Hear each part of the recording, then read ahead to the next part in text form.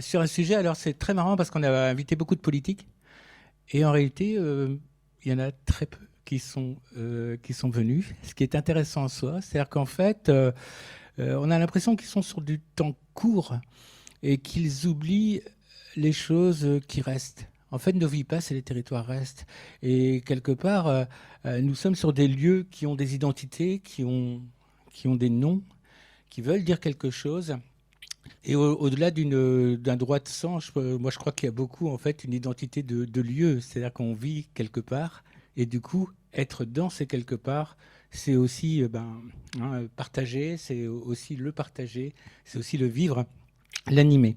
Alors pour cet élément-là, le constat dont je suis parti, alors c'est qu'on est aujourd'hui dans des espaces parfois totalement technocratiques et hors sol, avec des acronymes. Des PACA, chez moi c'est LTC. Alors quand je parle à mon voisin d'LTC, en fait on est dans le Trégor, mais ils ont créé l'Agnon Trégor Communauté. Et en fait on est même en France avec un État. Je crois que le problème de la France reste quand même l'hypercentralisme parisien. Il faut être extrêmement clair.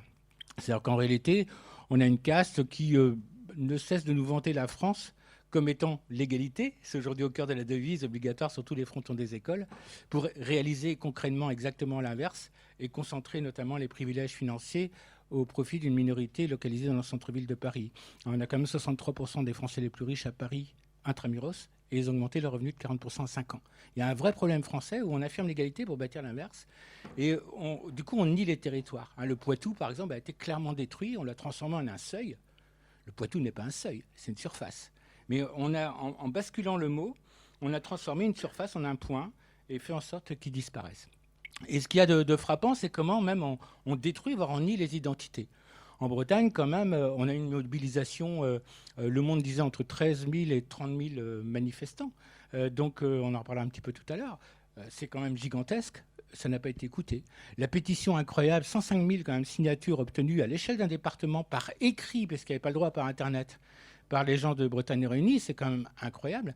Eh bien, ça n'a été écouté nulle part. Vous regardez la loi du plomb, elle a été, il y a 2 millions de personnes. Si vous prenez 105 000 personnes pour un département, ça fait en proportion, il aurait fallu avoir 10 millions pour la loi du plomb. Donc, et là, on n'a pas du tout écouté les gens de Loire-Atlantique, ce qui est quand même un vrai problème. Et ça crée des soucis en cascade qu'on va voir, avec une exception. Et je remercie Michael Dodds aussi d'être venu. C'est quand même la Normandie qui, avec 60 manifestants sur le pont, mais réussi à passer. Il y a eu aussi les géographes normands. Il y a aussi des réseaux. Et l'ambition de la journée, c'est d'être optimiste. C'est-à-dire de voir aussi quand les choses avancent.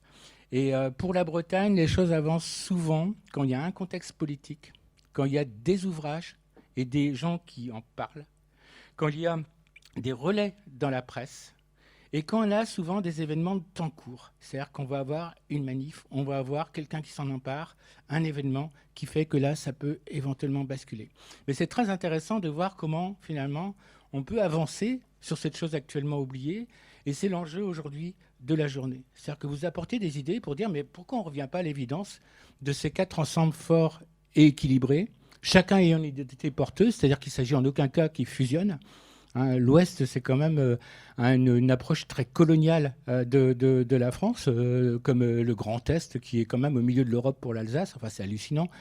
On est dans des visions, encore une fois, très parisiennes. Et il y a donc une question sur comment on affirme cette évidence pour bâtir des territoires populaires.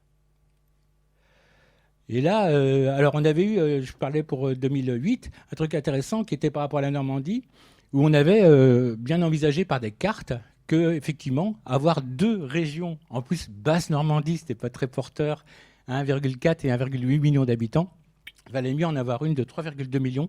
Et il y a des éléments comme ça de taille, d'affichage, de lisibilité qui sont essentiels. Donc du coup, avec Antoine Soumet, que je remercie encore, on a réalisé un atlas pour avoir des éléments comparatifs. Et aujourd'hui, on a une immense région aquitaine où franchement, on associe le Limousin au Béarn, le Limousin au Pays Basque. Donc des gens, ils sont obligés, Monsieur Briat, que je remercie, en parlera sans doute, ils sont obligés de partir pour aller à Bordeaux pour revenir le lendemain. Enfin, c'est hallucinant. Donc on a quelque chose qui est très incohérent, un ensemble sans identité. Et en fait, quand on regarde avec 4 ensembles clairs, équilibrés, on a un équilibre démographique. Et surtout, ce que l'on a fait avec Antoine, c'est avoir des classements européens qui permettent de voir comment le Val-de-Loire, par exemple, qui est en situation le centre Val-de-Loire actuellement est la 20e région européenne en termes de surface, et passe à la 12e en termes de surface. Donc on a 4 ensembles équilibrés, avec également au niveau démographique. Alors ce qui est très intéressant dans le travail, c'est de voir comment actuellement, au niveau du classement européen, par exemple la Bretagne est en 33e position au niveau européen. Or là, si on passe avec le département de l'Atlantique, on arrive en 16e position à l'échelle européenne. Donc on a une lisibilité renforcée. En plus, Nantes, place de Bretagne, château des Ducs de Bretagne, enfin, on en arrive quand même en 2025 à dire que des communes comme Montoire de Bretagne ne sont pas en Bretagne. Enfin, c'est quand même hallucinant, quoi. Et globalement, on a ces gains économiques, spatiaux, démographiques. Et également, justement, pour l'économie, alors on a réalisé les éléments par PIB par habitant, où on voit alors les singularités en fait de ces territoires qui sont moyennement riches. Quelque chose d'intéressant, c'est que beaucoup oublient la situation de l'Irlande, dont le modèle économique peut être critiquable, mais aujourd'hui, 3 des 6 premières régions européennes, c'est l'Irlande. C'est-à-dire que ce pays qui est devenu indépendant quand même au début du XXe siècle, aujourd'hui est à la course en tête au niveau des richesses sur tout le sud de l'Irlande. Et là, effectivement, il y a un projet économique, je pense notamment à l'identité maritime. La situation du port de Nantes est vraiment catastrophique depuis une trentaine d'années. Et ça s'est effondré surtout à partir de 1804-1814. Et puis après, on a eu des périodes de croissance, mais globalement, c'est vraiment pas bon. Même la centrale de la Cordemais qui a été abandonnée alors qu'on aurait pu en faire une centrale à gaz. Il est évident qu'une région Bretagne n'aurait pas abandonné son port principal, alors que des gens qui sont au Mans, ils regardent davantage vers Paris et n'ont pas cette dimension maritime, évidemment, que l'on peut avoir dans le pays. Alors, pour le PIB par habitant, donc on a fait ici ces éléments. Alors, je n'ai pas trop le temps de les détailler parce que j'ai que 30 minutes et je vais tenir mon temps. Mais des particularités aussi de nos régions. Il y a des traits communs parfois. C'est le rôle aussi de l'économie sociale et solidaire qui est extrêmement importante. Alors on a différents d'ailleurs participants dans ces structures dans la salle. Et on voit un rôle très fort dans l'ensemble des régions. Avec aussi quelque chose d'intéressant, c'est l'ensemble des PME, PMI, où là par exemple la Vendée-Poitou-Charentes est un territoire très très singulier sur cet aspect-là, avec 34% donc, de la part de l'emploi consacré dans des petites entreprises. Donc, globalement, il faut comprendre qu'en créant la Nouvelle-Aquitaine aussi, on a créé une grande région avec le regard de Bordeaux. C'était en lien avec la MAPTAM, finalement, la loi d'affirmation des métropoles. Mais nos territoires ont des identités souvent davantage plurielles que finalement uniquement métropolitaines. Alors, pour la création d'entreprises aussi, on voit bien qu'avec ces 4 ensembles forts, on a quelque chose qui est extrêmement dynamique et qui montre bien qu'on a des forces en fait et surtout des cohérences renforcées avec des grands groupes aussi, donc Antoine a cartographié. Et également, alors pour les réseaux, on voit de façon assez frappante le rôle du centralisme parisien. Je vous rappelle que pour aller de Brest ou de Rennes à Bordeaux, il faut mieux passer par Paris, comme de Lille à Strasbourg, il faut passer par Paris. Et on voit bien les éléments d'étoiles ici. Voilà. Après, par contre, les régions aussi, elles se sont affirmées, parce que c'est elles qui choisissent, comme le précisait Isabelle, les choix des trains qui sont gérés par la SNCF, mais c'est les régions qui choisissent. Il est clair que la région Pays de la Loire aussi a voulu se légitimer en créant surtout un axe central Nantes-Angers et en oubliant les liaisons vers Rennes, qui sont pourtant beaucoup plus naturelles. Et on est frappé de voir tous les obstacles qui sont pour les liens entre la Bretagne Nord et la Bretagne Sud, qui sont inouïs, alors que c'est un ensemble naturel. Je rappelle que la Bretagne, à l'origine, sa limite est très claire. C'est là où la péninsule, en fait, s'arrête. Sous Salomon, elle est un peu débordée, mais ce n'était plus le territoire breton.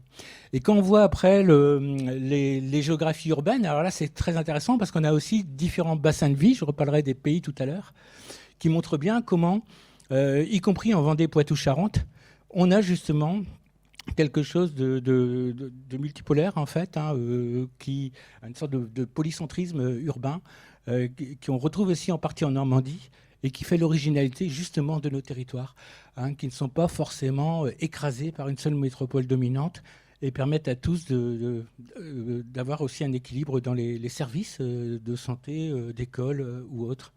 Voilà. Pour le tourisme aussi, ben, c'est flagrant. Et là, on a des éléments d'image sur lesquels je vais revenir, où effectivement, on a donc des puissances touristiques et de marketing, Mickaël nous en parlera tout à l'heure, qui sont totalement éclaircies avec des noms clairs. Et pour les données hôtelières, on voit aussi qu'on a une montée en puissance, effectivement, hein, des quatre ensembles au niveau européen, avec des lieux emblématiques à visiter, des lieux très singuliers, une identité à découvrir, culture, folklore, des éléments d'éducation aussi très singuliers, etc. Donc globalement, ces identités, elles sont extrêmement anciennes. Si c'est un point important, je regardais là Thomas d'Aquin, il parle déjà du Val-de-Loire, hein, en fait en latin dès le XIIIe. Et dès le XIVe, en français, on a plein d'appellations Val-de-Loire. Quand bien même, on va voir, c'est un espace complexe, avec Touraine, avec Maine, avec Anjou, etc. On a plein d'anciennes provinces dans cet endroit-là. Et cette identité, surtout, elles sont très utiles. Et le terreau pour construire demain. Et dans ce cadre-là, quand même revenir sur des éléments de blocage qui ont été extrêmement importants. Alors on peut rappeler qu'initialement, évidemment, avant la Révolution de 1789, ce sont les provinces qui dominent. Et on voit déjà, vous voyez, la pluralité de provinces qui existent notamment dans cet espace central. Par contre, Normandie, Bretagne, l'ensemble Poitou, avec la Vendée qui est historiquement, bien sûr, le Bas-Poitou. Hein. On a ces éléments-là. Et la Révolution française, en fait, à partir d'un carroyage assez surréaliste de Robert de Hesseln, envisage un découpage, alors soi-disant, pour rapprocher l'administration des hommes et des choses. Pas sûr, hein, quand bien même, c'est pas complètement crétin. C'est-à-dire qu'il se base aussi sur les mobilités de l'époque, notamment le fait de pouvoir faire un aller-retour dans la journée à cheval. Mais on a un découpage surréaliste, hein, qui est envisagé initialement et repris après en lien avec c'est Yes notamment, mais aussi tous les gens de la Convention qui négocient avec les régions. Mona Ozouf a beaucoup travaillé sur ces questions. Et on en arrive à avoir des découpages. Alors l'ambition, c'est de tuer les vieilles provinces, bien sûr, mais malgré tout, dans le découpage des ensembles départementaux, on va respecter le contour des provinces. C'est-à-dire que la Normandie conserve les 5 départements normands, la Bretagne, en fait, ou la ci-devant-Bretagne, comme ils l'appellent, conserve les 5 départements bretons. Et on a donc un découpage finalement départementaliste, destiné à départir les anciennes provinces. Et après, ce qu'il faut comprendre, c'est que c'est uniquement à partir du 19e siècle, avec l'arrivée du chemin de fer, qu'on se rend compte que ces départements sont inadaptés. C'est-à-dire qu'il y a effectivement plus grand monde, ou de moins en moins de personnes, surtout après l'arrivée du chemin de fer, qui font l'aller-retour en cheval vers le département. Et on commence à avoir la montée en puissance du mot région au milieu du 19e siècle, et surtout des propositions de découpage qui arrivent. La plupart de ces découpages, pas tous, hein, parce que je les ai à peu près tous regardés, se font à partir de départements. C'est-à-dire qu'on prend la maille départementale, qui elle-même n'avait pas trop attaqué les anciennes provinces.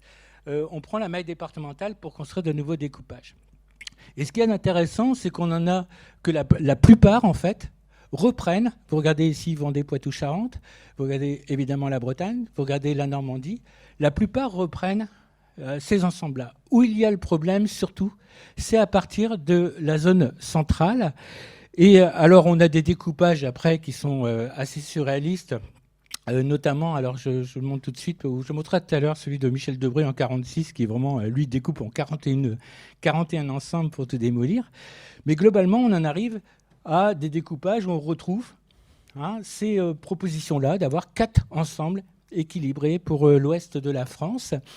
Et ce qu'il faut noter, c'est que le comité Balladur, qui était nourri d'experts de vraiment toutes les opinions politiques, advient exactement au même découpage, qui, de la même façon, avait été promu en 1941. C'est-à-dire qu'on nous dit que la Bretagne, c'est un traité de Pétain qui a entraîné la division de la Bretagne. C'est beaucoup plus compliqué. D'abord, ce n'est pas un traité de Pétain, c'est un traité de Darlan. Et d'autre part, à l'époque, on a deux propositions. On en a une qui est faite par les préfets et une autre qui est faite par la Convention, par le Conseil national. Et dans le Conseil national, en fait, on propose Val-de-Loire, Vendée, Poitou-Charentes. Et on a en fait la Normandie, bien sûr, et on retrouve ce découpage-là. Et le comité Balladur dont je parlais, eh bien, il est bien loin d'une division de Debré qui parvient d'ailleurs à diviser la Bretagne en trois, lui. Hein, il est le champion du monde. Hein. Mais on en arrive quand on voit les découpages qui ont été proposés avec une analyse ici scientifique qui a été réalisée notamment par Brinto et de Ruffray. Eh bien, ce que l'on constate, c'est que la Bretagne, globalement, toutes les propositions de découpage la conservent. De la même façon, ce qui est intéressant, c'est de voir que la Normandie, globalement, elle ne pose pas souci. Le Vendée, Poitou-Charentes ne pose pas souci. Et c'est plutôt cet espace-là qui est... Voilà. Alors, il se définit par l'externe. C'est-à-dire qu'on voit, par exemple, Bourgogne-Franche-Comté, c'est clair. On voit Massif central, c'est clair. Et donc, ici, on a un ensemble, effectivement, qui est, qui n'est pas considéré comme étant d'identité alors qu'il en a une en lien avec le Val-de-Loire. Et pour le comité Balladur, il faut voir les évolutions. C'est-à-dire qu'en 2008, on retrouve cette même hésitation sur le centre ici. La Bretagne ne fait pas débat, la Normandie ne fait pas débat, et on a une hésitation, l'Alsace ne fait pas débat à l'époque, et on a encore une fois une hésitation en 2008-2009 sur cet espace central. En 2009, après, alors bien des débats, parce qu'au départ, Raffarin voulait rajouter le Poitou à l'Aquitaine, mais globalement, en fait, ce qui se passe, c'est qu'on en arrive à avoir un découpage avec Bretagne, Normandie et une magnifique région Val-de-Loire. Et en fait, alors on a quelques zozos là qui nous parlent d'un Grand Ouest, hein, bon, mais ça, personne ne veut avoir un découpage colonial, donc ça c'est quand même mis sur la touche. Quand bien même on va avoir après avec Ménuel, avec les scénarios Valls et surtout les choix de François Hollande, finalement un démantèlement de ce qui était validé par tous les experts du comité Balladur, de droite, de gauche, où la Bretagne était unie, la Normandie unie. Seule la Normandie passe finalement au travers des mailles du filet. Et ce qui se passe en fait, c'est alors Jean-Marc Ayrault, qui à l'époque Premier ministre a un poids considérable, qui va voir François Hollande en disant qu'il ne faut pas qu'on démantèle la région Pays de la Loire. Le lendemain, Jean-Yves Le Drian va voir, il met en place sa démission, si jamais, comme le demandait Ayrault, on unissait Bretagne et Pays de Loire pour avoir un espèce de Grand Ouest là, introuvable. Et finalement, on en revient au statu quo. Et donc, on en revient à cette anomalie hein, pour notre région et celle, finalement, dite des Pays de Loire. Une remarque, c'est que les Pays de Loire, jusqu'en 1936, sont localisés sur le Forez, près de Saint-Étienne. C'est-à-dire qu'on a quand même un État qui a réussi à déplacer une région géographique, hein, ce qui est quand même un exploit. Voilà. Alors, si on voit après l'histoire, ben évidemment, on a des identités très fortes qui sont anciennes, des noms, je disais, anciens, une symbolique aussi très ancienne, et des identités qui sont motrices, qui sont porteuses. Le Val-de-Loire, c'est un nom prestigieux, il est patrimoine mondial de l'UNESCO depuis 2000. Ce sont des châteaux, des vignobles, hein, des appellations notoires, un réseau de villes moyennes, Amboise, Tours, Angers, Orléans, Blois, etc. Une certaine ambiance. Et aujourd'hui, par rapport à ça, un souci de confusion hein, entre le Val-de-Loire, Centre-Val-de-Loire, Pays de la Loire, voire Loire-Atlantique. Hein, pauvre ville de Nantes a été noyée dans quelque chose de bien liquide, sans doute parce qu'ils étaient trop rebelles aussi. Et c'est quand même eux aussi qui amorcent la Révolution française, ne pas l'oublier, au-delà de ce que l'on raconte sur la journée des bricoles à Rennes. De la même façon, Vendée, Poitou, Charentes, une identité extrêmement ancienne. On peut rappeler aussi que ce sont des peuples, hein, les Pictes, les Bretons, les Normands. Hein, c'est aussi quelque chose d'extrêmement fort. Et globalement, cet ensemble fut région de 1956 à 2016, avec effectivement une identité très forte. Et pour vous donner un exemple, j'ai travaillé sur cette région que je connais beaucoup moins que la Bretagne, et j'ai été surpris de voir la pluralité des livres qui concernent cet espace, ce qui prouve sa cohérence, parce que les gens trouvent légitime de l'envisager avec des identités concernant le mobilier, le climat, les traditions populaires, les noms de famille, les parlers, hein, quand bien même il y a des nuances entre le Poitou et le Saintongeais, par exemple, les lieux, les proverbes, les dictons, les insultes, et regardez toute cette bibliographie, les poètes, les oiseaux, les syndicats caprins, les pâtisseries, les fouasses, les brioches, tout ce que vous voulez, qui sont aussi des éléments d'attractivité touristique aujourd'hui et de singularité, les paysages, des espèces, les parlanges, hein, les parlers, donc, les orchidées. Regardez cette bibliographie uniquement sur les et à chaque fois, Vendée, Poitou. Donc, c'est pas un hasard, si vous voulez. On a des vraies identités. Pourquoi ne sont-elles pas reconnues par les pouvoirs politiques? Il y a quand même un vrai problème. Et j'ai pas tout pris, hein. C'est simplement un travail pour voir cette identité et leur importance. Avec de surcroît, vous voyez, quelque chose qu'on qualifie comme un seuil, alors que je rappelle qu'on est ici entre deux bassins, aquitains et parisiens, deux massifs, armoricains et centraux. Ce n'est en aucun cas un seuil, c'est effectivement une surface et un pays qui a une véritable identité. Alors pour la Bretagne aussi, alors là j'ai plus travaillé sur les héritages d'hermines notamment et symboliques, avec quelque chose d'intéressant parce qu'on nous dit souvent que ces hermines et ces symboles d'appartenance étaient uniquement utilisés par les nobles. En réalité, là ici c'est une gravure que j'ai trouvée dans pour les manuscrits des ducs de Berry. Déjà, on pavoise sur les maisons et on a un témoignage de Guillaume Gruel qui nous dit qu'en 1414, quand Jean V arrive à Saint-Malo, toute la population est habillée en blanc et noir et déjà avec des hermines pour accueillir le duc. Donc c'est déjà un symbole populaire et Michel Pastoureau confirme, hein, que ces éléments d'héraldique sont appropriés par le peuple. C'est-à-dire que le peuple, en fait, appartient aussi à un pays et l'exprime par une symbolique qui traduit ce qu'il est, ce qu'il a envie d'être, ce qu'il vit, le lieu dans lequel il est. Et ce qui est intéressant, c'est de voir comment cette symbolique, elle existe. C'est-à-dire que le peuple, malgré tout ce qu'on lui raconte, reste breton, reste normand, parce que l'histoire de la Normandie, quand bien même la symbolique, et Mickaël nous en parlera sans doute, elle a été très évolutive, je crois que là, ça date de 1936, me semble-t-il. C'est aussi extrêmement ancien, on voit avec les léopards, en fait, hein, qui sont en fait des lions passants, hein, dans le détail, comment c'est extrêmement ancien, parce que ça date au moins du XIIe siècle. Et globalement, regardez comment cette identité, aujourd'hui, est motrice. Motrice aussi, on le voyait tout à l'heure, pour le tourisme, pour la culture, pour le marketing et surtout, me semble-t-il, pour l'écologie. On ne peut pas respecter un territoire que l'on ne connaît pas. On ne peut pas respecter un territoire que l'on ne connaît pas. L'éducation populaire à la matière de Bretagne, à l'histoire, à la culture, au paysage, est fondamentale pour notre avenir. C'est l'élément central, évidemment, évidemment. Et donc, qu'on y aille par rapport à ça. Et derrière, au-delà de ces territoires aussi vécus par les gens, il y a les pays. Les pays dont on a fait l'université d'été il y a 2 ans de Bretagne Prospective.